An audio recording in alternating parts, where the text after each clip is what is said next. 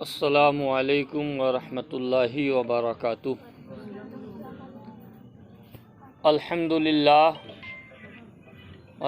للہ رب العالمین والعاقبۃ للمتقین والصلاة والسلام علی رسولہ سید الانبیاء والمرسلین وعلی آلہ الطیبین واصحابہ المطہرین، اما بعد فاعوذ باللہ من الشیطان الرجیم، بسم اللہ الرحمن الرحیم۔ یا ایہا الذین آمنوا اتقوا اللہ وکونوا مع الصادقین، صدق اللہ العظیم وصدق رسولہ النبی الرؤوف الرحیم، وَنَحْنُ عَلَى ذَلِكَ لَمِنَ الشَّاهِدِينَ وَالشَّاكِرِينَ وَالذَّاكِرِينَ وَالْحَمْدُ لِلَّهِ رَبِّ الْعَالَمِينَ۔ یا صاحب الجمال ویا سید البشر، من وجهك المنیر لقد نور القمر، لا يمكن الثناء كما كان حقه، بعد از خدا بزرگ توئی قصہ مختصر۔ وہی رب ہے جس نے تجھ کو ہمتن کرم بنایا، وہی رب ہے جس نے تجھ کو ہمتن کرم بنایا، ہمیں بھیک مانگنے کو تیرا آستاں بتایا، تجھے حمد ہے خدایا، تجھے حمد ہے خدایا۔ وہ کنواری پاک مریم کی نفخت فیہ کا دم، وہ کنواری پاک مریم کی نفخت فیہ کا دم، ہے عجب نشان اعظم مگر آمنہ کا جایا، وہی سب سے افضل آیا، وہی سب سے افضل آیا، تجھے حمد ہے خدایا، تجھے حمد ہے خدایا۔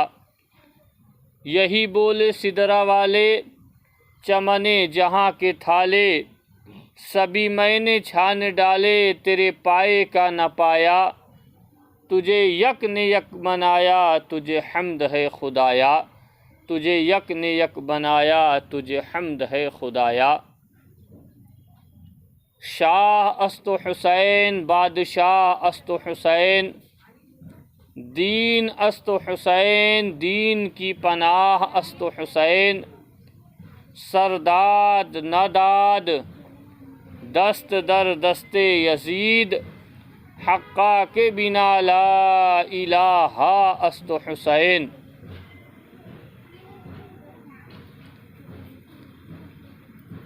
کس زباں سے ہو بیاں عز و شان اہل بیت، کس زباں سے ہو بیاں عز و شان اہل بیت، قدر والے جانتے ہیں قدر و شان اہل بیت،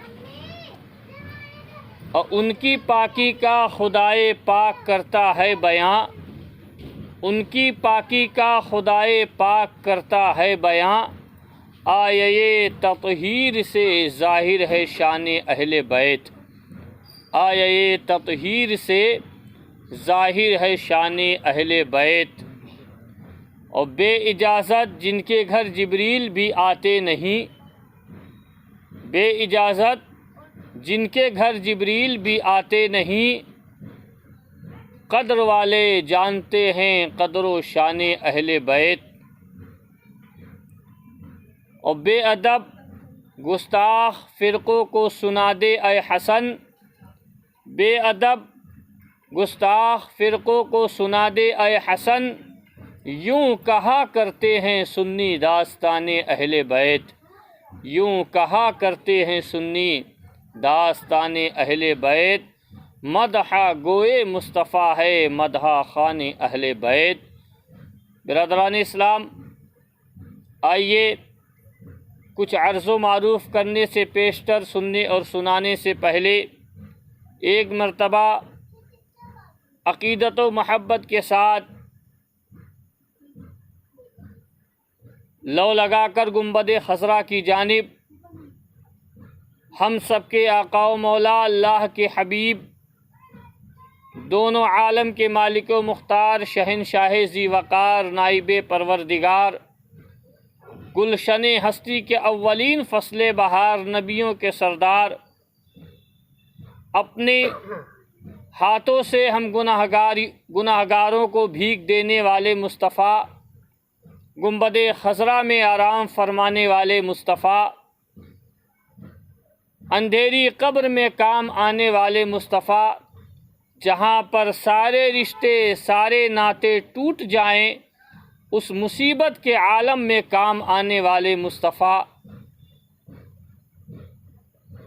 اللہ کے حبیب کائنات کے طبیب جناب محمد رسول اللہ صلی اللہ علیہ وسلم کی بارگاہ بے کس پناہ و کرم میں عقیدت و محبت کے ساتھ دل لگا کر جھوم جھوم کر ایک مرتبہ درود پاک کا نذرانہ پیش کریں. پڑھیں اللہم صلی علی سیدنا و مولانا محمد و بارک وسلم صلاۃ و سلاما علیک ارنا جمالک یا حبیبی یا سیدی یا رسول اللہ اغثنا یا حبیب اللہ علیک الصلاۃ والسلام. خطبہ مسنونہ کے بعد قرآن مجید کی جس آیت کریمہ کی تلاوت کا شرف حاصل کیا ہے، اس قرآن کی آیت کا مطلب مفہوم ہماری اور آپ کی زبان میں کہ یا ایھا الذین آمنوا اتقوا اللہ وکونوا مع الصادقین، اے ایمان والو اللہ تعالی سے ڈرو. اس کے بعد اللہ نے آگے بیان فرمایا وَكُونُوا مَعَ الصَّادِقِينَ، اور سچوں کے ساتھ ہو جاؤ. جو ایمان والے ہیں، اللہ سے ڈرنے والے ہیں، ان کے لیے رب نے ارشاد فرمایا کہ جب تم ایمان لے آؤ، اللہ کا خوف تمہارے دلوں میں جلوہ گر ہو جائے تو تم سچوں کے ساتھ ہو جاؤ، سچائی کا ساتھ دو. آج کی ہماری اور آپ کی یہ چوتھی محفل ذکر امام عالی مقام ہے، جس میں خلیفۃ المسلمین امیر المومنین حضرت عثمان غنی رضی اللہ تعالی عنہ کا کچھ دیر آپ کے فضائل و مناقب آپ کے تعلق سے بیان کیے جائیں گے. میرے دوستوں، عزیز ساتھیوں، مسلمان بھائیوں اور بہنوں، حضرت عثمان غنی رضی اللہ تعالی عنہ کی ذات کریمی اور آپ کی شان مقدسہ بڑی افضل و اعلیٰ ہے، کیونکہ اللہ کے رسول سرور کائنات صلی اللہ علیہ وآلہ وسلم نے آپ کے نکاح میں اپنی دو بیٹیاں آپ کو دی ہیں. اسی لیے آپ کو ذو النورین بھی کہا جاتا ہے، یعنی دو نور والے.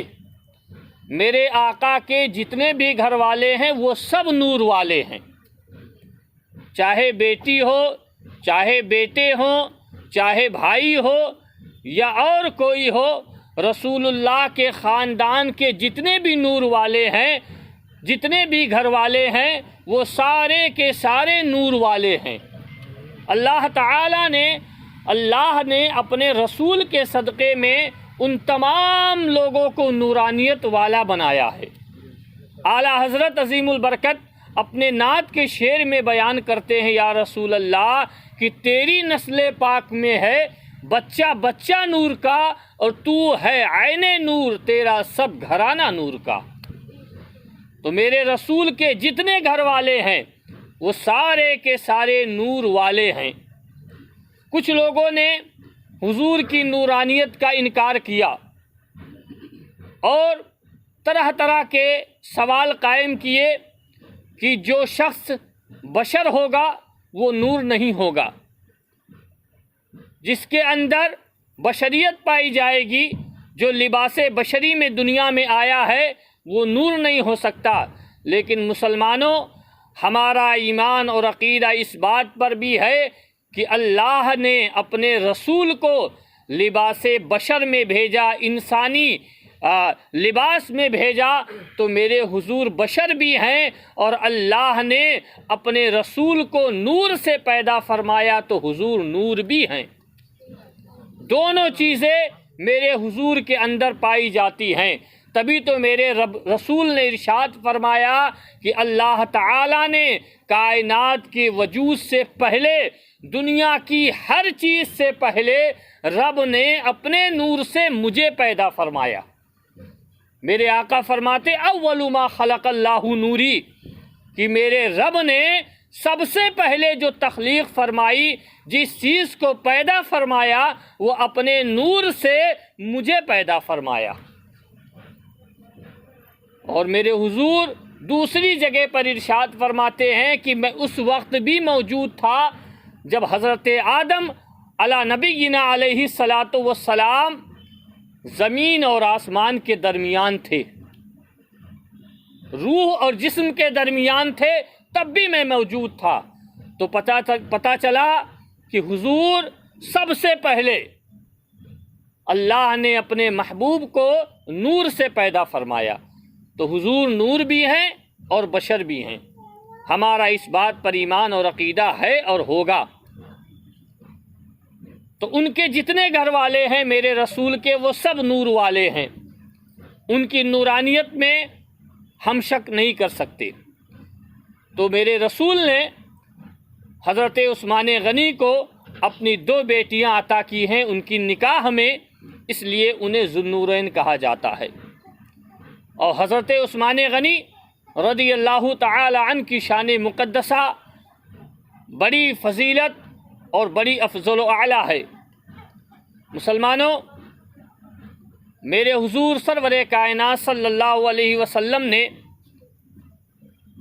جب مدینہ منورہ کے اندر مسلمانوں کی تعداد بڑھنے لگی، تو اللہ کے نبی صلی اللہ علیہ وسلم نے تمام اپنے ساتھیوں کو بلایا، اور بلانے کے بعد تمام ساتھیوں سے یہ مشورہ کیا کہ تم لوگ بتاؤ کہ چونکہ اب مسلمانوں کی تعداد بڑھ رہی ہے، لوگ نماز پڑھنے کے لیے مسجد نبوی میں آتے ہیں، تو مسجد چھوٹی پڑ گئی ہے، اب اس مسجد کو بڑھانا چاہیے، اس مسجد کو بڑی کرنی چاہیے، اس کا احاطہ، اس کا حصہ بڑا کرنا چاہیے۔ تو تم لوگ کیا مشورہ دیتے ہو؟ تمام جتنے ساتھی تھے، جتنے آپ کے غلام تھے، اس مشورے میں جتنے لوگ شامل تھے، سب نے اللہ کے نبی کے اوپر چھوڑ دیا کہ یا رسول اللہ صلی اللہ علیہ وسلم، آپ جو مشورہ، آپ کا جو حکم ہوگا، آپ کا جو فیصلہ ہوگا، وہ ہم تمام لوگ مانیں گے، اور آپ سے بہتر اور آپ سے اچھا نہ کوئی مشورہ کرنے والا کل آیا تھا، نہ آج آیا ہے، اور نہ قیامت تک آئے گا۔ اس لیے کہ حضور سے بڑھ کر، حضور سے بہتر، حضور سے اچھا، میرے نبی سے بہتر کسی بھی معاملات میں دنیا میں نہ کوئی انسان پیدا ہوا ہے، نہ ہوگا، اور نہ قیامت تک ہوگا۔ اس لیے کہ میرے رسول کا ہر فیصلہ، حضور کا ہر فرمان، آقا کی ہر بات، وہ ایمان والوں کے دلوں پر اور اپنے سر اور آنکھوں سے وہ تسلیم کرتے ہیں۔ اور چونکہ صحابہ کی جماعت، یہ تو وہ لوگ ہیں کہ جو اپنے نبی پر جان نچھاور کرتے تھے۔ حضور ایک اشارہ فرما دیتے تو صحابہ اپنی جانوں کو، مالوں کو اس کی پرواہ نہیں کرتے، بلکہ میرے حضور کے ارشاد پر قربان کر دیتے تھے۔ تمام لوگوں نے یہ کہا کہ یا رسول اللہ آپ کا جو حکم ہوگا ہم تمام لوگ اس حکم کی فرما برداری کریں گے اور سر جھکا کر آپ کے حکم کی تعمیل کریں گے۔ مسلمانوں، ایک بات میں آپ لوگوں سے بتا دوں، عرض کر دوں کہ جن جن لوگوں نے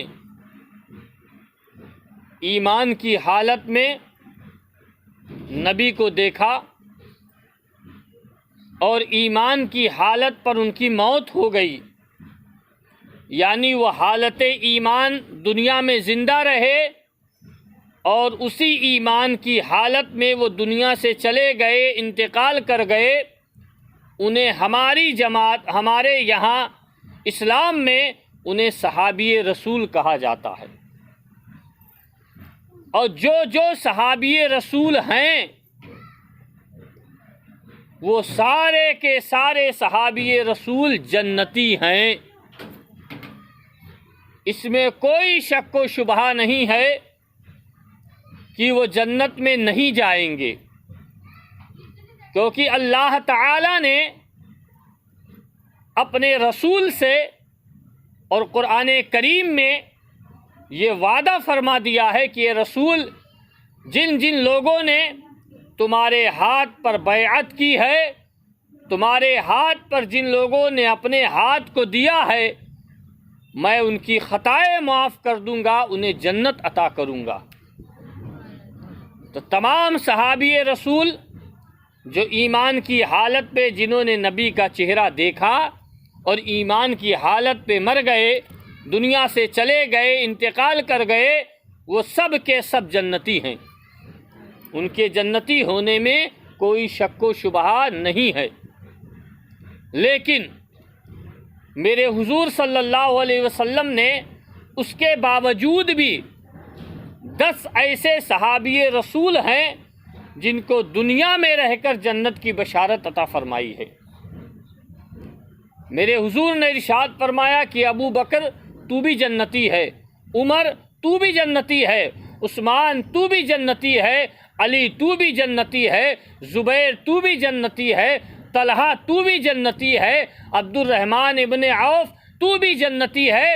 حضور نے نام لے لے کر 10 صحابیوں کے یہ ارشاد فرمایا کہ تم سب جنتی ہو، اور انہی صحابیوں کو عشرے مبشرہ کہا جاتا ہے۔ تو سارے صحابی جتنے رسول کے ہیں وہ سب کے سب جنتی ہیں۔ تو مسجد نبوی میں میرے آقا سرور کائنات علیہ الصلاۃ والسلام نے تمام غلاموں کے سامنے یہ حکم فرمایا کہ مسجد کے بغل میں جو مکان ہے اس مکان کو خرید کر اور اسے مسجد میں ملا دیا جائے، تاکہ مسجد کا حصہ بڑا ہو جائے اور اس میں نماز پڑھنے کے لیے مسلمانوں کے لیے سہولیت ہو جائے۔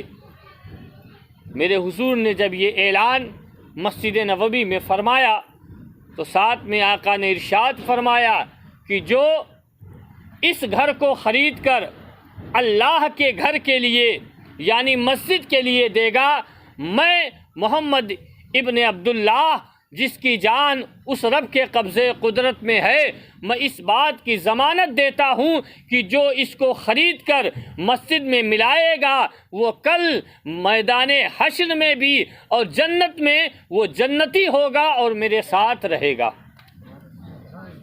ان باتوں کو سنا تو حضرت عثمان غنی رضی اللہ تعالی عنہ نے ہاتھ اٹھا دیا، عرض کیا یا رسول اللہ صلی اللہ علیہ وسلم، میں یہ گھر خرید کر رب کے گھر میں مسجد میں دینے کے لیے تیار ہوں۔ میرے آقا نے جب عثمان غنی کے ہاتھ کو اٹھا ہوا دیکھا تو حضور مسکرائے اور فرمایا کہ اللہ تعالی جب کسی کو مال دے، کسی کو دولت عطا فرمائے تو اللہ اسے سخاوت بھی عطا فرمائے۔ وہ حضرت عثمان غنی کی ذات مقدسہ ہے جو اللہ کہ رسول سرور کائنات علیہ الصلاۃ والسلام کے خلیفہ بھی ہیں، آپ کے داماد بھی ہیں، اور رسول سے بڑی الفت و محبت بھی فرماتے ہیں۔ اس لیے کہ جنہیں رسول پسند فرما لے، یاد رکھو وہ ضرور اللہ کا نیک بندہ ہوگا۔ انسان، یہ فطری تقاضا ہے ہر انسان کا، ہمارا، آپ کا، سبھی کا۔ ہم اپنی بچی کی شادی وہیں کرتے ہیں جہاں پر ہمیں گھر والے پسند آئے، لڑکا پسند آئے، اس کے گھر کے لوگوں کے چال چلن اچھے ہوں، اس کے گھر والوں کے عادت اور گھر والوں کی بات چیت اچھی ہو، گھر والے اچھے لوگ ہوں، تب ہم اپنی بچی کا رشتہ اس گھر میں دیتے ہیں۔ یہ ہم اتنی جانکاری و معلومات حاصل کرنے کے بعد ہم پھر اپنی بچی کا رشتہ کسی کے گھر میں طے کرتے ہیں، تو سوچئے جب ایک عام انسان اتنی جانکاری، اتنی معلومات حاصل کرنے کے بعد اپنی بچی کا رشتہ کسی کے گھر میں دیتا ہے، اب میرے نبی نے اپنی 2 بیٹیاں عثمان غنی کو دی تو وہ کتنے اچھے ہوں گے، جن کو حضور نے اپنی 2 بیٹیاں عطا فرما دی، ان کی شان کیا ہوگی؟ میرے دوستو، مسلمان ساتھیوں، وہ حضرت عثمان غنی کی ذات ہے جو کلمہ پڑھ کر اسلام کے دامن سے وابستہ ہوئے۔ جب ان کی خلافت کا دور آیا، حضرت عمر فاروق اعظم رضی اللہ تعالیٰ عنہ کو شہید کر دیا گیا، تو تمام صحابیوں نے مل کر یہ مشورہ کیا کہ اب چونکہ حضرت فاروق اعظم تو رہ نہیں گئے دنیا میں، لیکن اسلامی نظام چلانا ہے، اسلامی قانون چلانا ہے، مسلمانوں کا امیر اور خلیفہ ہونا چاہیے، لہٰذا کسی کو اسلام مسلمانوں کا خلیفہ اور امیر بنایا جائے، اسلامی خلافت کی سلطنت کسی کو سونپ دی جائے۔ تو تمام لوگوں نے مشورہ کیا اور کہا یہ کام کس کے ذمے دیا جائے؟ حضرت مولائے کائنات شیر خدا فاتح خیبر کو بلایا گیا اور کہا اے علی، تم بتاؤ تمہاری نگاہ میں کس کو بنایا جائے؟ حضرت مولائے کائنات شیر خدا فاتح خیبر نے اور چند صحابیوں کو بلایا اور کہا کہ بتاؤ کہ کس کو مسلمانوں کا امیر اور مسلمانوں کا خلیفہ مقرر کیا جائے۔ میرے دوستوں، تمام لوگوں نے ایک رائے بنا کر اور یہ کہا کہ ہم نے امیر المومنین فاروق اعظم رضی اللہ تعالی عنہ کو ان کی زندگی میں عثمان غنی سے بڑی محبت کرتے ہوئے دیکھا ہے، لہٰذا ہم سب کی یہ رائے ہے کہ اس بار حضرت فاروق اعظم کی شہادت کے بعد حضرت عثمان غنی کو مسلمانوں کا امیر اور خلیفہ بنا دیا جائے، ان کے سر پر اسلامی سلطنت کی تاج رکھ دی جائے، تاکہ یہ مسلمانوں کی ذمہ داری، مسلمانوں کے کام اور اسلامی کام، اسلامی نظام اچھے سے چلائیں گے۔ میرے دوستو، کچھ لوگ یہاں پر ہمیں بھٹکانے کے لیے یہ کہتے ہیں کہ حضرت مولائے کائنات ناراض ہو کر چلے گئے اور غصے میں چلے گئے جب عثمان غنی کو خلیفہ بنایا گیا۔ نہیں، بلکہ حضرت مولائے کائنات اس مشورے میں خود بھی شامل تھے، مولائے کائنات سے خود بھی مشورہ لیا گیا تھا۔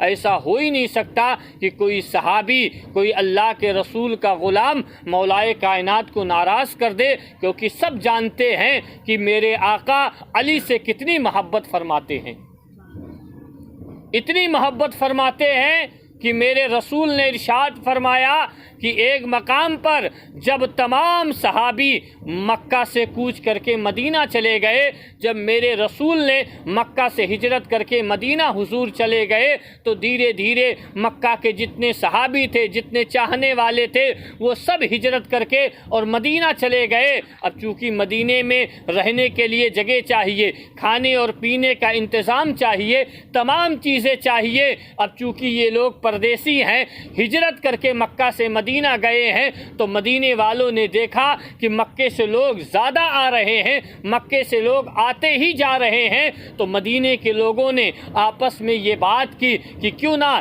یہ لوگ باہر کے ہیں تو انہیں باہر ان کے وطن بھیج دیا جائے، مدینے میں جگہ نہیں بچے گی، مدینے میں کھانے پینے کے لالے پڑ جائیں گے، مدینے میں رہنے کے لیے گھر نہیں میسر ہوں گے، تو انہیں ان کے وطن واپس بھیج دیا جائے۔ جائے، ہم لوگ ہی حضور کی خدمت کریں گے، نبی کی خدمت میں رہیں گے۔ لہٰذا جب یہ بات حضور کی بارگاہ تک پہنچی، نبی کے پاس یہ بات پہنچی کہ مدینہ کے چند لوگوں نے یہ باتیں کرنا شروع کر دیا ہے، میرے آقا نے تمام لوگوں کو جمع فرمایا، حضور نے سبھی کو بلایا، اور بلانے کے بعد اللہ کے رسول نے پہلے اپنے رب کی حمد بیان کی، خدا کی تعریف و توصیف کی۔ اس کے بعد میرے آقا نے ارشاد فرمایا، اے مدینہ والو، کیا تم نے اپنے گھروں میں، دوست اور احباب میں اس طرح کی باتیں کی ہے؟ سب نے اپنے سروں کو نیچا کر لیا، سروں کو سبھی نے جھکا لیا، کسی نے حضور کی بات کا جواب نہ دیا۔ میرے آقا نے ارشاد فرمایا، کیا تم کو خدا کا قانون نہیں معلوم ہے؟ تمہارے رسول کا پیغام تمہیں پتہ نہیں ہے؟ میرے رب نے تو قرآن میں ارشاد فرمایا، انما المؤمنون اخوۃ فاصلحوا بین اخویکم واتقوا اللہ لعلکم ترحمون، کہ جو لوگ ایمان لائے، جو مومن و مسلمان ہو گئے، وہ آپس میں بھائی ہیں، ایک دوسرے کے بھائی ہیں۔ قرآن کا پیغام ہے، رب کا حکم ہے کہ تم ان کے ساتھ صلہ رحمی کیا کرو، اچھے سے برتاؤ کیا کرو، حسن سلوک سے پیش آیا کرو، اچھائی سے پیش آیا کرو، اور اس کے بدلے میں جب تم ایسا کرو گے تو تمہیں اللہ کیا دے گا؟ یہ بھی رب نے قرآن میں ارشاد فرمایا۔ اللہ فرماتا فاصلحوا بین اخویکم، کہ تم بھائی ہو، آپس میں صلہ رحمی کیا کرو، واتقوا اللہ، اللہ سے ڈرتے رہو، رب کا خوف دلوں میں رکھو، اللہ کا خوف ہر وقت اپنے دلوں میں رکھو، لعلکم ترحمون، تاکہ تم پر اللہ کی رحمت ہو، تم پر اللہ رحم فرما دے، تم رحمت کے حقدار بن جاؤ۔ میرے رسول نے مدینہ منورہ میں تمام لوگوں کے سامنے یہ اعلان فرمایا، حضور نے اعلان فرمایا، کہا میرا یہ ارشاد ہے، ظن المؤمنون خیرا، کہ ایمان والے مومن و مسلمان آپس میں بھائی بھائی ہیں، ان کے بارے میں اچھا گمان رکھو، ان کے بارے میں اچھی سوچ رکھو، ان کے بارے میں اچھا سوچا کرو، اس لیے کہ کوئی مسلمان کبھی دوسرے مسلمان کے بارے میں برائی نہیں رکھ سکتا، بدگمانی نہیں کر سکتا۔ اس لیے جب یہ ایمان لائے ہیں، یہ اگرچہ مکہ کے رہنے والے ہیں، لیکن چونکہ تمہارے بھائی ہیں، اسلامی رشتے کے لحاظ سے یہ تمہارے بھائی ہیں، ان کے بارے میں ایسی باتیں نہ کرو۔ حضور نے منع فرمایا، میرے نبی نے اعلان فرمایا۔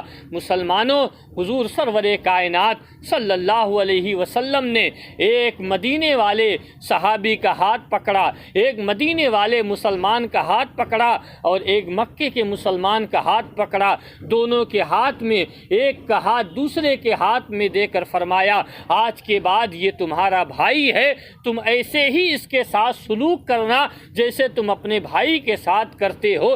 تمام لوگ جو مکہ سے ہجرت کر کے گئے تھے، سب کا رسول اللہ صلی اللہ علیہ وسلم نے ایک دوسرے کا بھائی بنا دیا، لیکن حضرت مولائے کائنات فاتح خیبر کو کسی کا بھائی نہیں بنایا۔ حضرت علی کھڑے ہوئے ہیں، انتظار میں ہیں کہ رسول اللہ صلی اللہ علیہ وسلم مجھے بھی کسی مدینے والے کا بھائی بنائیں گے، مجھے بھی کسی کے ہاتھ میں اپنا ہاتھ دیں گے۔ لہٰذا تمام لوگ کو ایک دوسرے کا حضور نے بھائی بنا دیا۔ علی مرتضیٰ فاتح خیبر کھڑے ہوئے ہیں، جب سب کی باری آ گئی، سب ختم ہو گئے، سب ایک دوسرے کے بھائی ہو گئے، حضور نے فرمایا اب آپس میں مصافحہ کرو، ہاتھ ملاؤ، گلے ملو، اس سے دلوں میں محبت پیدا ہوتی ہے۔ حضرت علی نے عرض کیا، یا رسول اللہ صلی اللہ علیہ وسلم، آپ نے ایک دوسرے کو بھائی قرار دے دیا، لیکن مجھے تو کسی کا بھائی نہیں بنایا۔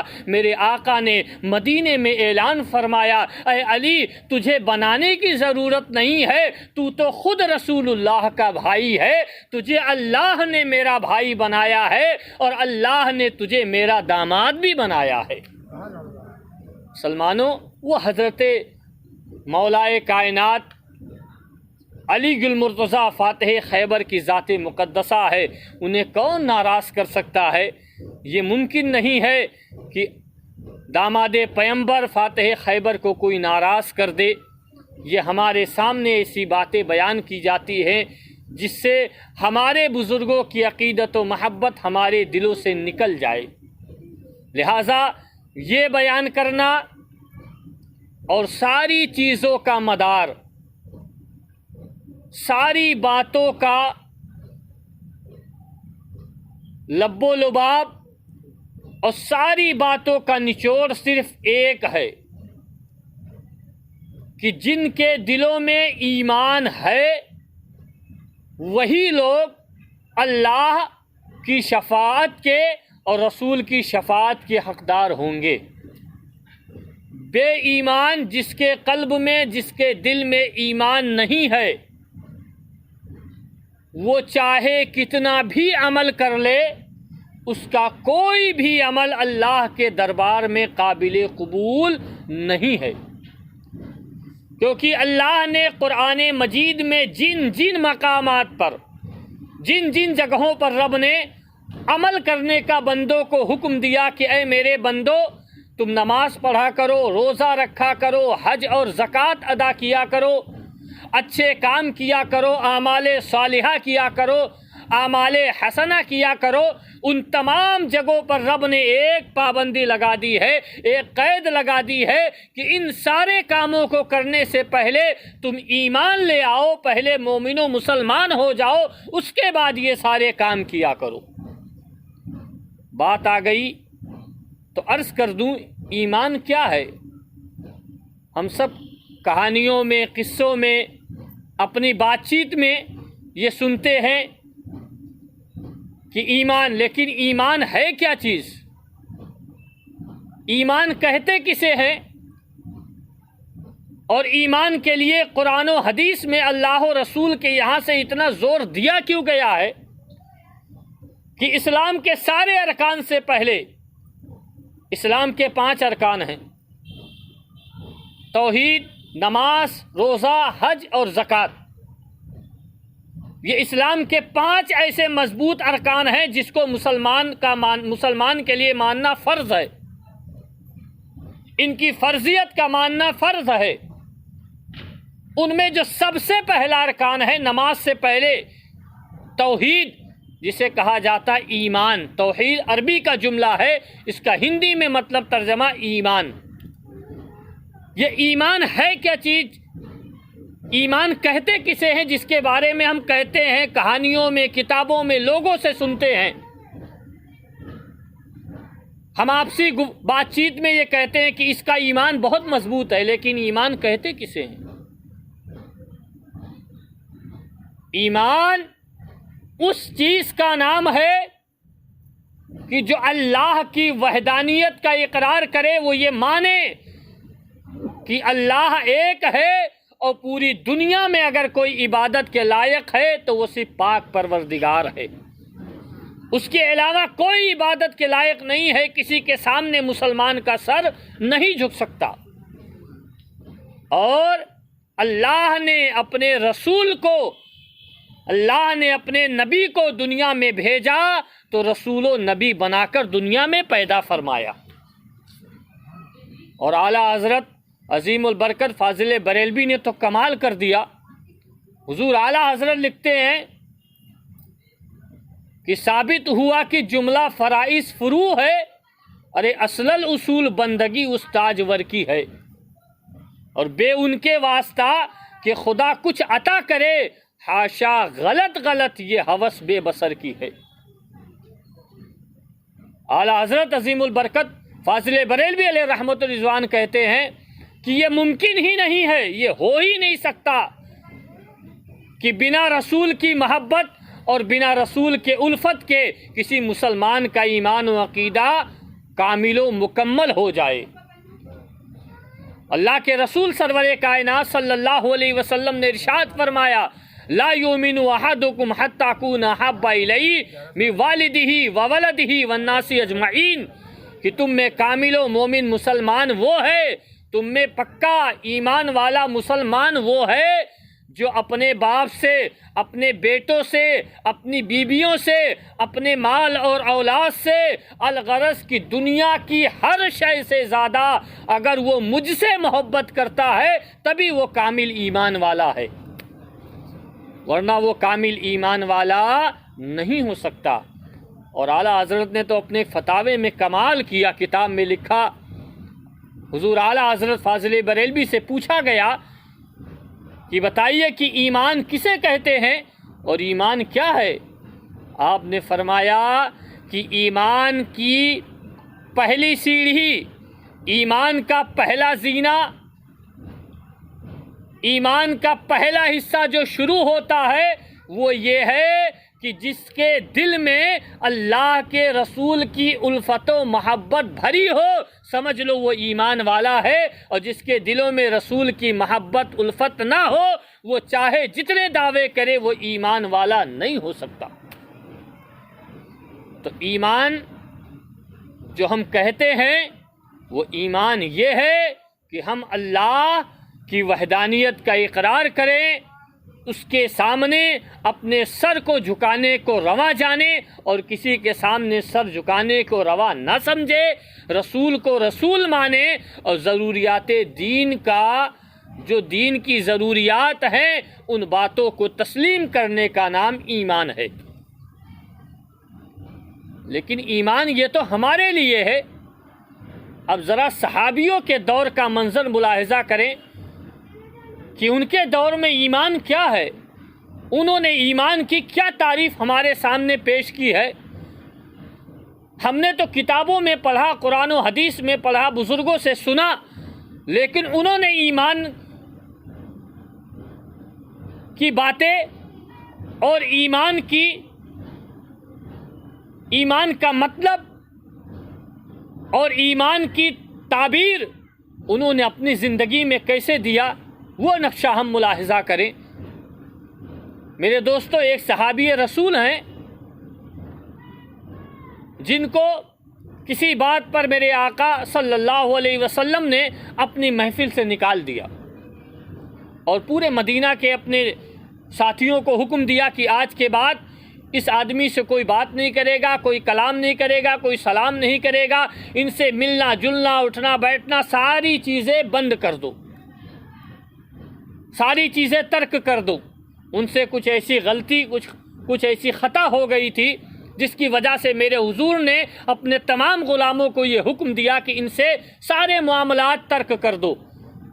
اب میرے حضور کا فرمان، رسول کا حکم، ایسا کوئی نہیں جو حضور کے حکم کو نہ مانے۔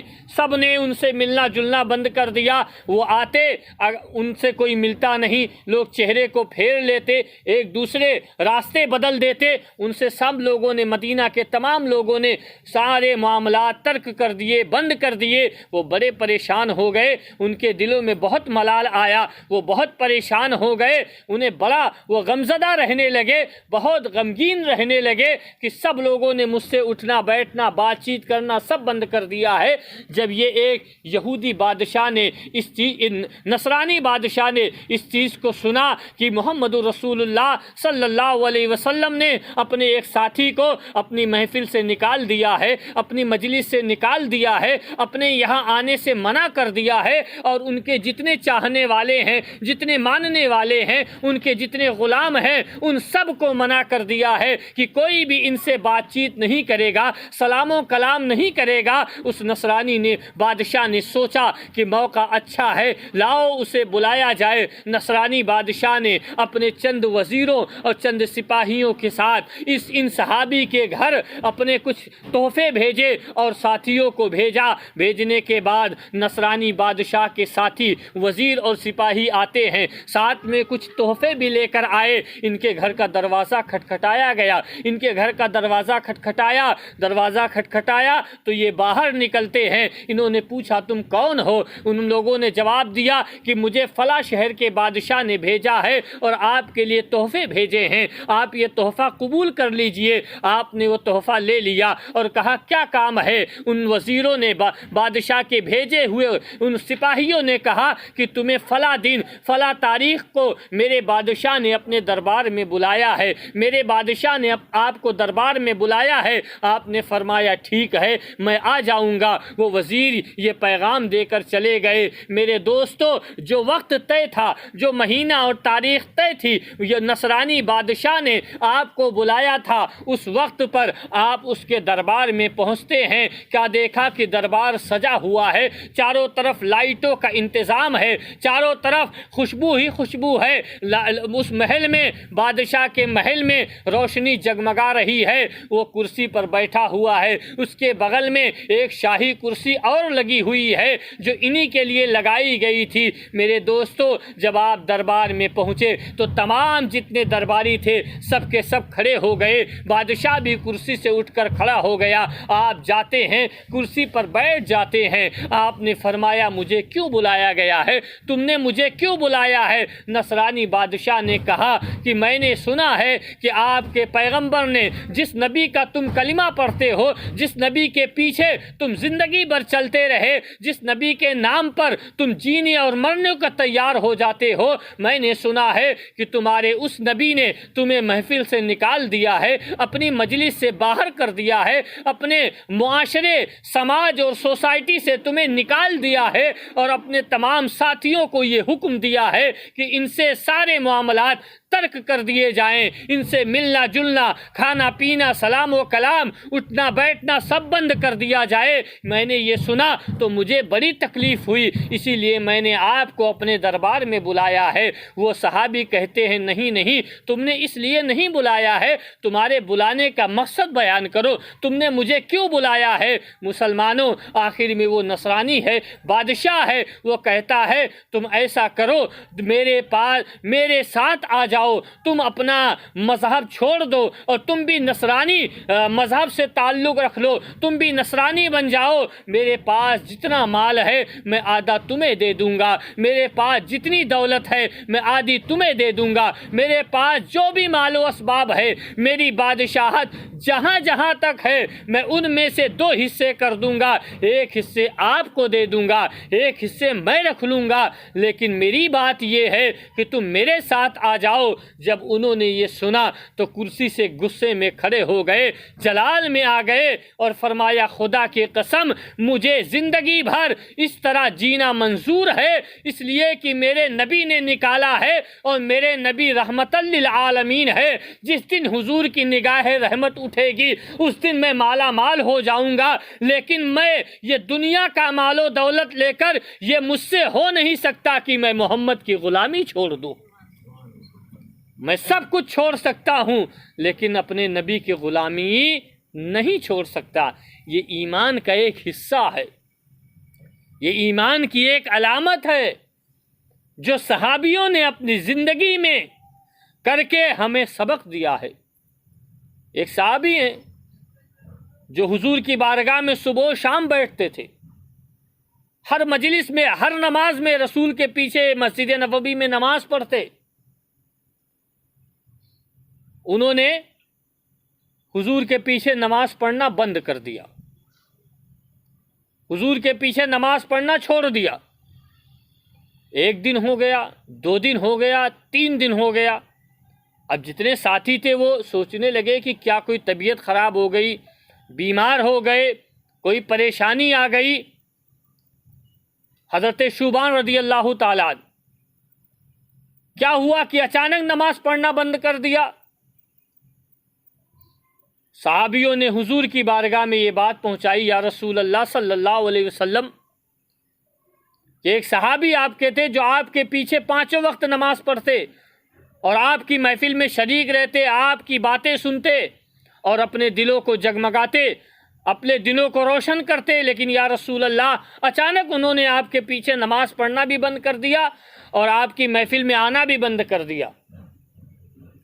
میرے حضور نے فرمایا پتہ لگاؤ کیا ہو گیا ہے۔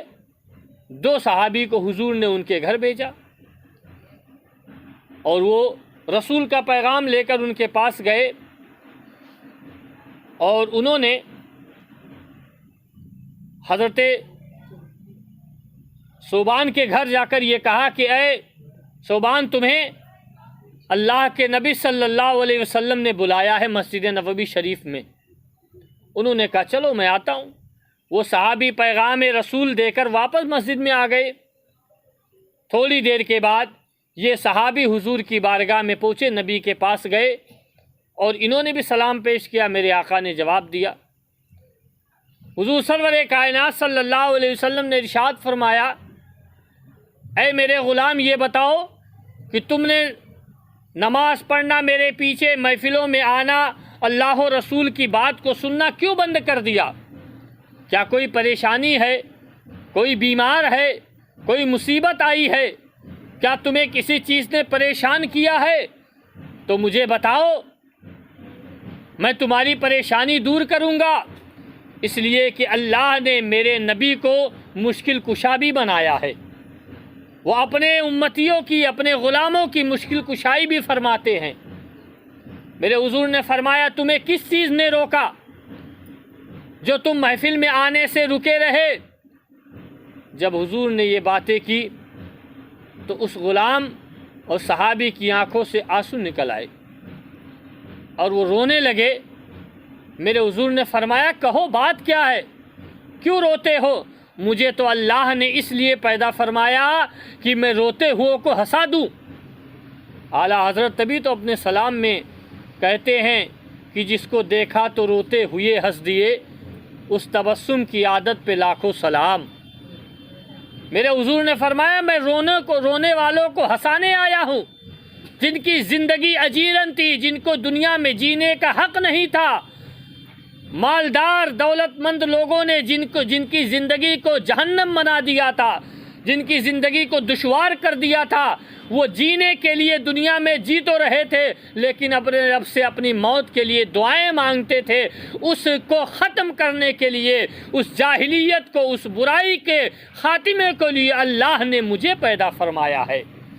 میں رلانے والے کو نہیں بلکہ جو رو رہے تھے میں انہیں ہنسانے آیا ہوں۔ کیا بات ہے؟ وہ صحابی عرض کرتے، یا رسول اللہ صلی اللہ علیہ وسلم، میں ایک دن رات میں عشاء کی نماز پڑھ کے آپ کے پیچھے گھر گیا اور گھر جانے کے بعد جب میں بستر پہ لیٹا تو یکایک میرے دل میں یہ خیال آیا کہ آج جب میرا دل کرتا ہے میں آپ کی زیارت کر لیتا ہوں، جب میرا دل کرتا ہے میں آپ کے چہرے کو دیکھ لیتا ہوں، اس لیے کہ چہرہ کوئی عام چہرہ نہیں ہے بلکہ اس چہرے کی قسم تو خود خدا کھا رہا ہے، اس چہرے کی قسم اللہ نے قرآن میں کھائی ہے، وَالضُّحَىٰ وَاللَّيْلِ إِذَا سَجَىٰ۔ اے رسول تمہارے چہرے کی قسم ہے، جس چہرے کی قسم خود اللہ کھائے اس چہرے کی کیا شان ہوگی؟ وہ صحابی عرض کرتے، یا رسول اللہ آپ کے چہرے کو دیکھ لیتا ہوں، جب پریشان ہوتا ہوں، غم ستاتا ہے، غم پریشان کرتا ہے، مصیبتیں آ جاتی ہیں، دل کو کہیں سکون نہیں ملتا، دل کو بے چینی ہو جاتی ہے، دل کو اضطراب میں دیکھتا ہوں، دل مضطرب ہو جاتا ہے، تو آپ کے چہرے کو دیکھتا ہوں تو سکون آ جاتا ہے، دل کو چین مل جاتا ہے، میرے دل کو قرار مل جاتا ہے۔ لیکن یا رسول اللہ میں رات میں یہ سوچتا رہا کہ آج تو دنیا میں زندہ ہوں، جب کوئی بے چینی ہوتی ہے میں رسول کے چہرے کو دیکھ لیتا ہوں، نبی کے چہرے کو دیکھ لیتا ہوں، میرے دل کو سکون آ جاتا ہے، مجھے سکون مل جاتا ہے، میرے دل کو قرار آ جاتا ہے۔ لیکن جب میں مر جاؤں گا، میرا انتقال ہو جائے گا، یا رسول اللہ وہاں کوئی نہیں ہوگا، وہ قبر کی اندھیری رات ہوگی، جہاں کوئی نہیں ہوگا، مجھے بے چینی ہوگی، وہاں مجھے دیکھنے کون آئے گا؟ وہاں میرے دل کے اس سکون کو، میرے دل میں جو بے چینی ہوگی، اس کے لیے سکون کہاں سے ملے گا؟ یا رسول اللہ جنت کا وہ وقت ہوگا، جنت کا وہ مقام ہوگا جہاں آپ تو اعلیٰ مقام پہ فائز ہوں گے، اس لیے کہ اللہ نے آپ کو مقام محمود عطا فرمایا ہے، آپ وہاں جلوہ گر ہوں گے۔ میں تو گنہگار ہوں، میں خطا کار ہوں، ارے میں تو نیچے رہوں گا، میں آپ کے چہرے کو نہیں دیکھ پاؤں گا۔ جب میں چہرے کو نہیں دیکھوں گا تو میرے دل کو سکون کیسے ملے گا؟ میرے دل کو قرار کیسے ملے گا؟ میرے دل کو سکون کہاں سے آئے گا؟ میں رات بھر یہی سوچتا رہا، میں رات بھر اسی فکر میں تھا، اسی لیے میں نہیں آیا آپ کی محفل میں یا رسول اللہ، اور کوئی بات نہیں ہے۔ میرے آقا نے جب اپنے غلام کی زبان سے ان باتوں کو سنا تو میرے نبی نے مسجد نبوی میں اعلان فرمایا، حضور نے اعلان فرمایا کہ جو میرا غلام مجھ سے محبت کرتا ہے، آج دنیا میں جیسے میرے ساتھ رہتے ہو، کل انشاءاللہ جنت میں بھی میرے ساتھ رہو گے، اور صبح و شام تمہیں تمہارے نبی کا چہرہ دیکھنا نصیب ہوگا۔ یہ ایمان کی علامت ہے، یہ ایمان کی نشانی ہے، یہ ایمان کی دلیل ہے جسے ایمان کہا جاتا ہے۔ اسی کو اسلام میں ایمان کہا گیا کہ اپنے رسول سے، اپنے نبی سے دنیا میں ہر شے سے زیادہ اپنے رسول سے محبت کرو، اسی کا نام ایمان ہے۔ باقی ساری چیزیں بعد میں، باقی ساری باتیں بعد میں، باقی سارے رشتے اور ناطے بعد میں، سب سے پہلے رشتہ ہے تو وہ رسول سے ہے۔ سب سے پہلے اگر ہمیں کسی سے محبت ہے تو وہ رسول سے ہے،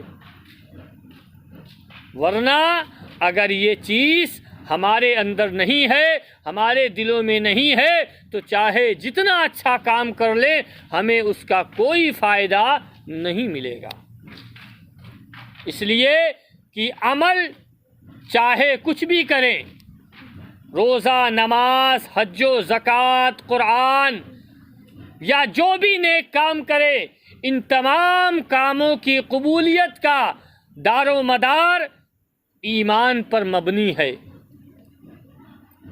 آپ دیکھیے کہ ابلیس نے، جس پر آج ہم لعنت کرتے ہیں، شیطان کہتے ہیں اپنی زبان میں، ابلیس کیا تھا؟ ابلیس یہ بھی ایک فرشتہ تھا۔ یہ جنت میں فرشتوں کو پڑھاتا تھا، یعنی ان کا استاد تھا، معلم الملائکہ تھا، اور اس کی تاریخ یہ بتائی گئی ہے کہ روئے زمین کا ایسا کوئی حصہ نہیں ہے جہاں پر ابلیس نے سجدے نہ کیے ہوں۔ ہر جگہ پر اس نے رب کے لیے سجدہ کیا ہے۔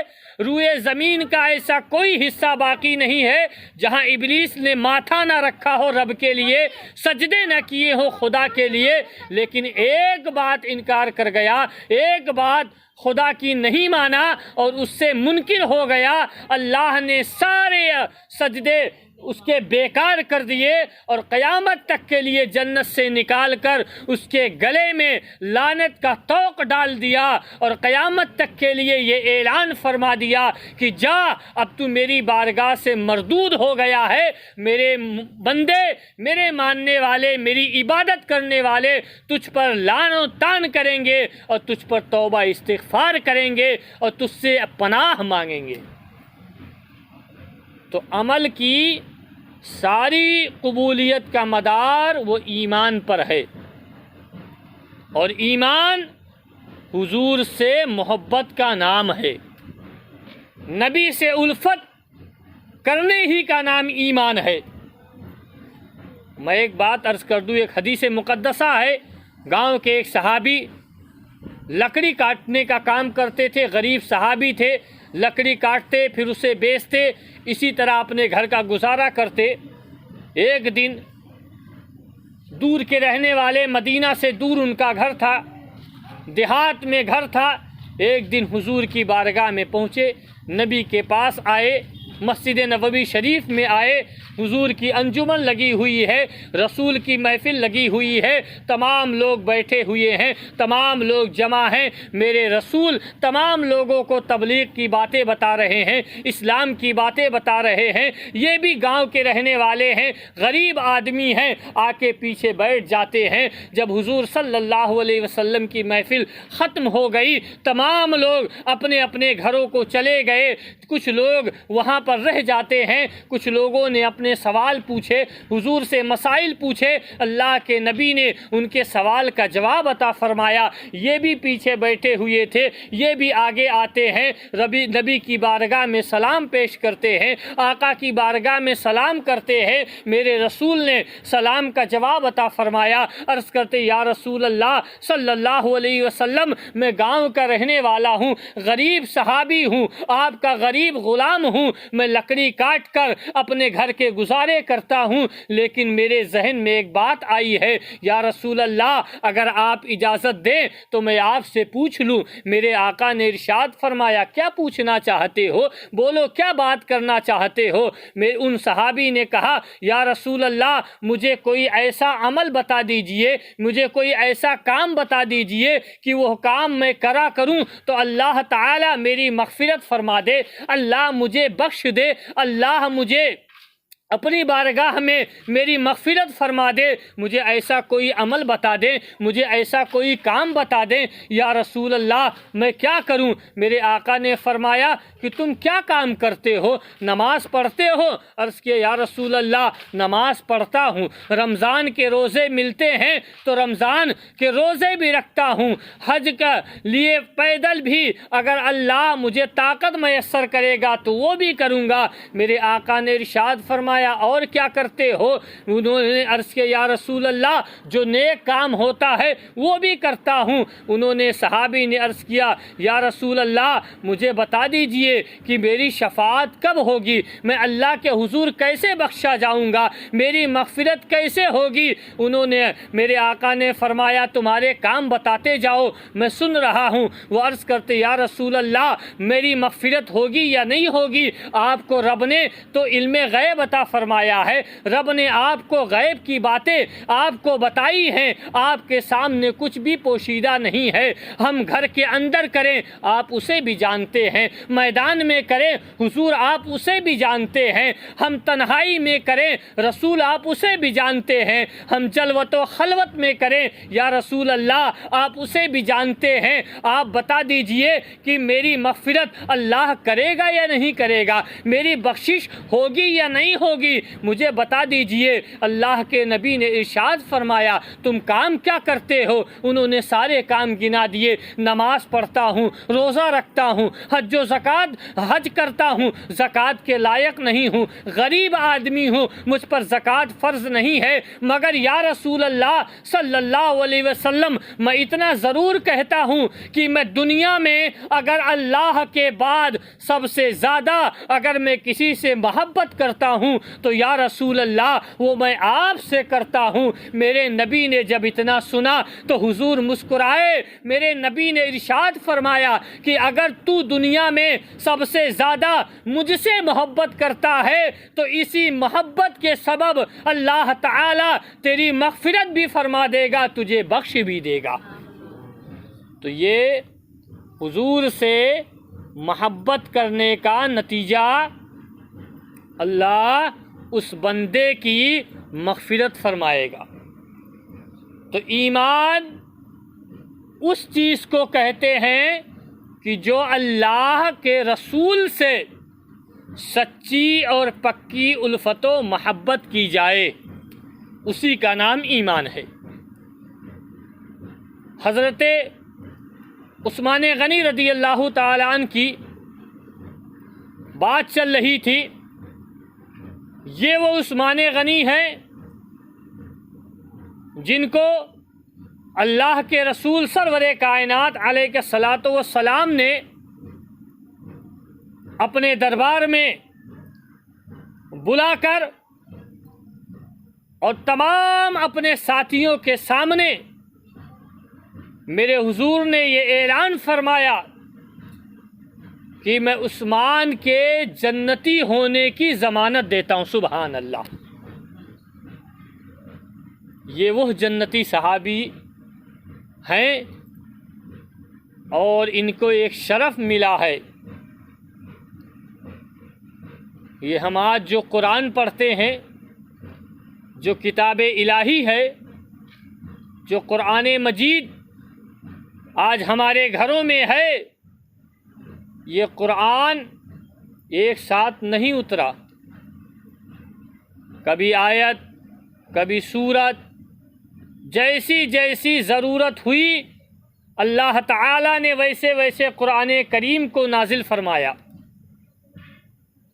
اور اس دور میں، جس دور میں قرآن مجید اترا نازل ہوا، اس دور میں کاغذ نہیں تھا، اس دور میں پتوں پر، چمڑوں پر قرآن کریم کو لکھ لیا جاتا تھا، اور کچھ لوگ اس قرآن کو یاد کر لیتے تھے۔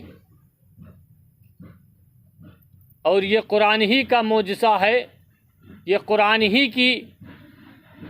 ہی کے کمالات ہیں کہ جو قرآن کریم کو یاد کیا جا سکتا ہے۔ باقی دنیا میں ایسی کوئی کتاب نہیں ہے جس کو ہو بہو، جس کو اس کے ہر حرف اور ہر زیر و زبر کے ساتھ یاد کیا جا سکے۔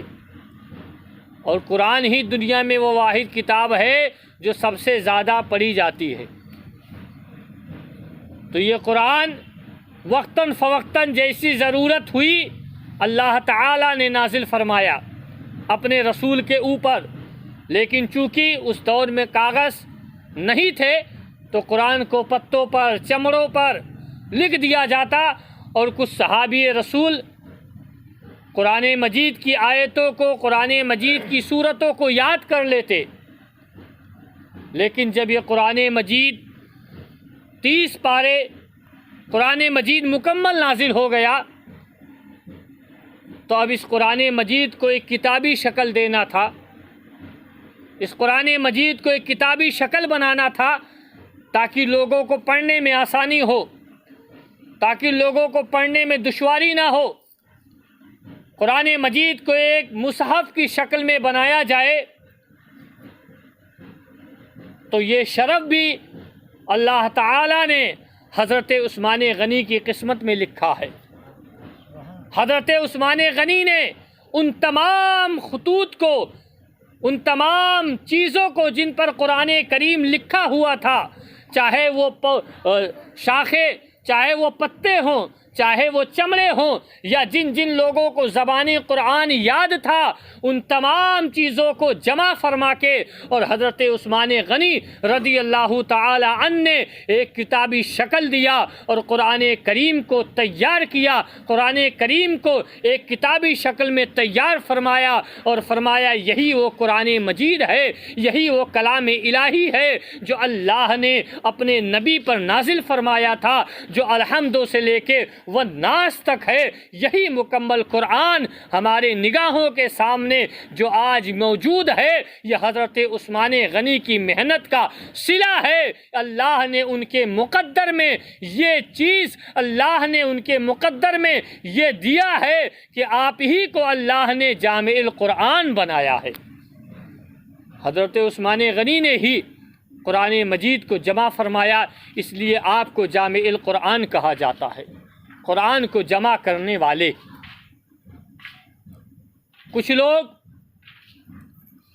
اس قرآن مجید پر بھی اعتراض کرتے ہیں اور کہتے ہیں قرآن 30 پارے نہیں بلکہ 40 پارے نازل ہوا تھا، لیکن حضرت عثمان غنی رضی اللہ تعالی عنہ پر بہتان اور الزام لگاتے ہیں کہ حضرت عثمان غنی نے اس میں سے 10 پارے نکال دیے،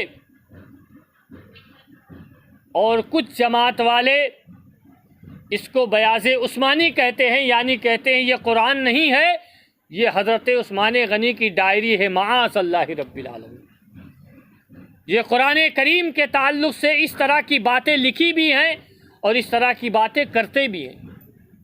لیکن مسلمانوں یاد رکھو کہ اس قرآن سے پہلے زبور بھی آیا، توریت بھی نازل ہوئی، انجیل کا بھی دنیا میں وجود ہوا، لیکن آج توریت پڑھنے کا حکم نہیں ہے، زبور پڑھنے کا حکم نہیں ہے، انجیل کی تلاوت کا ہمیں حکم نہیں ہے کہ آپ پڑھو، اس لیے کہ توریت اللہ نے نازل کی تو نبی پر نازل کی، کسی پیغمبر پر اتاری، لیکن جب توریت کو اتارا تو رب نے اس چیز کا ذمہ نہیں لیا کہ میں توریت اتار رہا ہوں، اس کتاب کی ذمہ داری میری ہے۔ زبور کو اتارا، اس کا ذمہ نہیں لیا کہ یہ زبور میں اتار رہا ہوں، اس کی ذمہ داری میری ہے۔ انجیل کو نازل فرمایا، اس کا ذمہ رب نے نہیں لیا کہ اس کے حفاظت کی ذمہ داری میری ہے، اسی لیے توریت میں گھٹا دیا گیا، توریت میں بڑھا دیا گیا، زبور میں کمی و زیادتی کر دی گئی، انجیل میں کمی و زیادتی کر دی گئی۔ ان کے ماننے والے لوگوں نے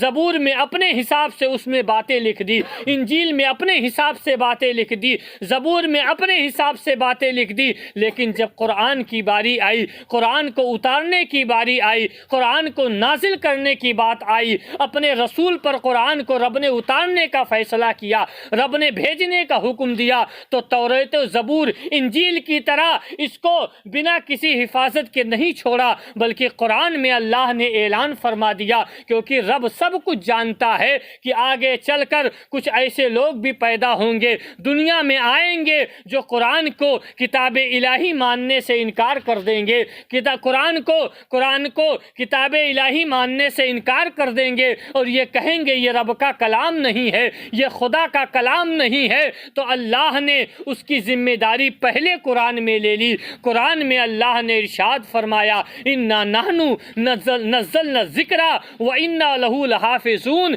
کہ اے لوگو یہ دعویٰ مت کرنا یہ قرآن میں اس میں کچھ گھٹا دیا گیا ہے، کچھ بڑھا دیا گیا ہے، یہ دعویٰ مت کرنا کہ قرآن میں کچھ کمی کر دی گئی ہے، یہ دعویٰ مت کرنا کہ قرآن سے کچھ نکال دیا گیا ہے، یہ دعویٰ مت کرنا کہ قرآن سے کچھ غائب کر دیا گیا ہے، بلکہ اس کو اتارنے والا اللہ ہے اور اس کی حفاظت کا ذمہ لینے والا بھی اللہ ہے۔ اب اس میں کبھی نہ کمی ہو سکتی ہے نہ اسے بڑھایا جا سکتا ہے، اس کا ایک ایک حرف زیر و زبر، قرآن کے ایک ایک حرف میں زیر و زبر میں نہ کمی ہو سکتی ہے نہ زیادتی ہو سکتی ہے۔ لیکن کچھ لوگوں نے اس کا انکار کیا اور کہا یہ قرآن ادھورا ہے، اس میں 40 پارے تھے، اس میں سے 10 پارے نکال دیے۔ حضرت عثمان غنی کے اوپر لعن و طعن کرتے ہیں، لیکن اللہ نے حضرت عثمان غنی کی پاکی قرآن کی اس آیت میں بیان کی کہ لوگوں عثمان غنی نے جمع تو کیا ہے لیکن عثمان غنی نے نکالا نہیں ہے، اس لیے کہ کسی بندے کی طاقت نہیں ہے کہ اللہ جس کی حفاظت لے لے اسے کوئی گھٹا سکتا ہے، اس میں کوئی کچھ کر سکتا ہے۔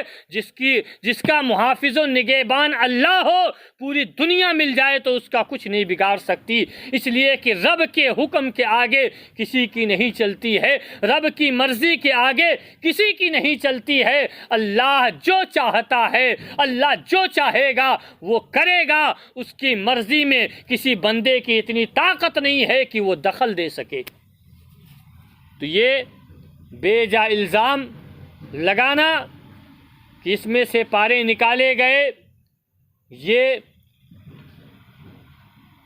مرتد فرقوں کا اور ان کے ماننے والوں کا یہ ان کا طریقہ ہے۔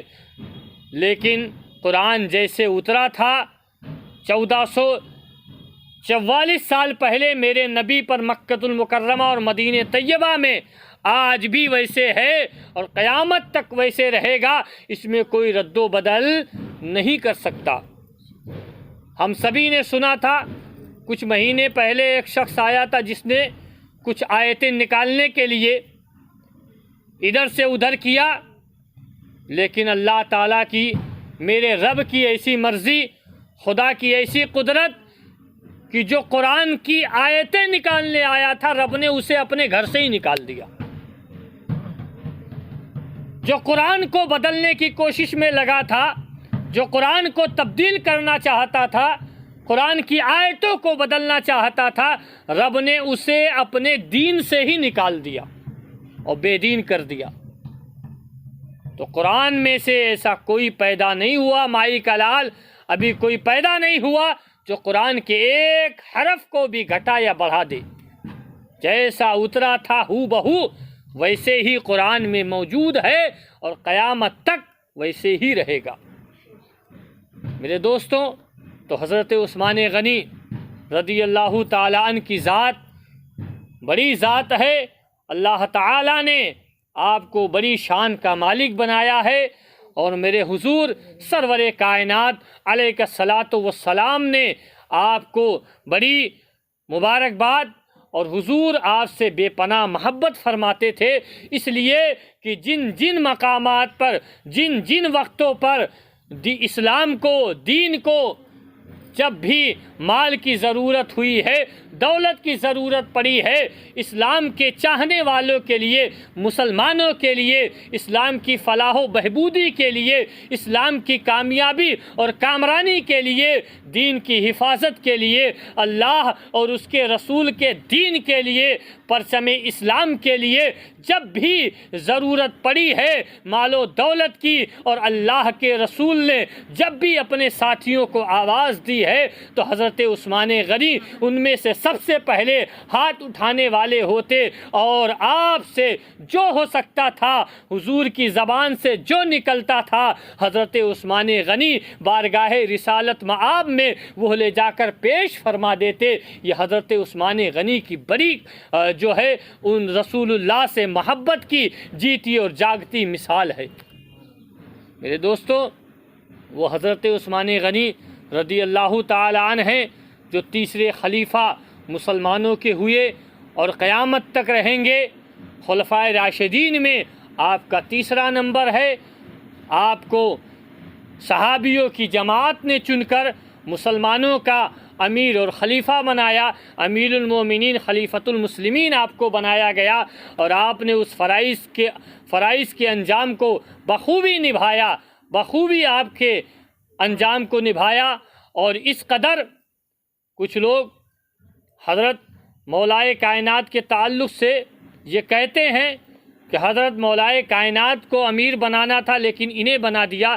نہیں میرے دوستوں، جس وقت حضرت عثمان غنی کو شہید کیا گیا، جس وقت بلوائیوں نے حضرت عثمان غنی کی شہادت کی، آپ کو شہید کیا، قتل کیا، یہ اندیشہ جب حضرت مولائے کائنات کو ہوا تو حضرت مولائے کائنات نے حضرت امام حسن و حسین، حضرت حسنین کریمین کو حضرت مولائے کائنات نے حضرت عثمان غنی کے گھر کے باہر تلوار دے کر کھڑا کر دیا اور کہا، اے میرے بیٹو، تمہارے جسم میں شیر خدا کا خون موجود ہے، تم نے فاطمہ زہرا کا دودھ پیا ہے، عثمان غنی کو شہید نہیں ہونے دینا ہے، عثمان غنی کو قتل نہیں ہونے دینا ہے۔ اگر عثمان غنی کے اوپر کوئی تلوار و تیر آئے تو ان کے سینے پر لگنے سے پہلے تم اپنے سینے پر لے لینا۔ مسلمانوں بتاؤ، کیا اگر کوئی کسی سے نفرت کرے گا تو اپنے بیٹے کو اس کے گھر کی حفاظت کے لیے نہیں بھیجے گا؟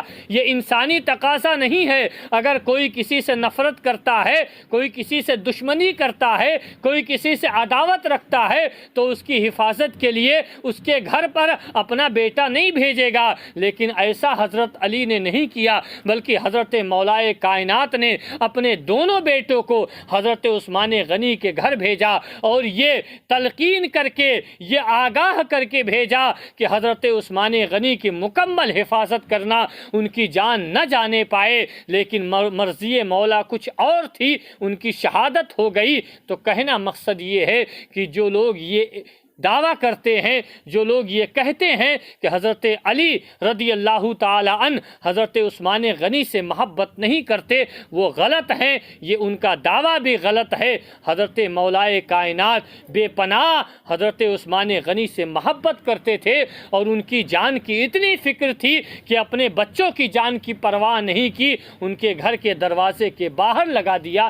میرے دوستو، اس لیے اللہ کے رسول کے جتنے بھی ساتھی ہیں، حضور کے جتنے غلام ہیں، وہ سارے کے سارے جنتی ہیں۔ جتنے صحابی ہیں، سب صحابی جنتی ہیں، ان کے جنتی ہونے میں کوئی شک نہیں ہے۔ ہم کسی صحابی کو نہ برا کہتے ہیں، ہم کسی صحابی کو برا نہیں کہتے۔ جنہوں نے کلمہ پڑھ کر حضور کو دیکھا اور ایمان کی حالت پہ مر گئے، وہ سارے ہمارے سروں کے تاج ہیں۔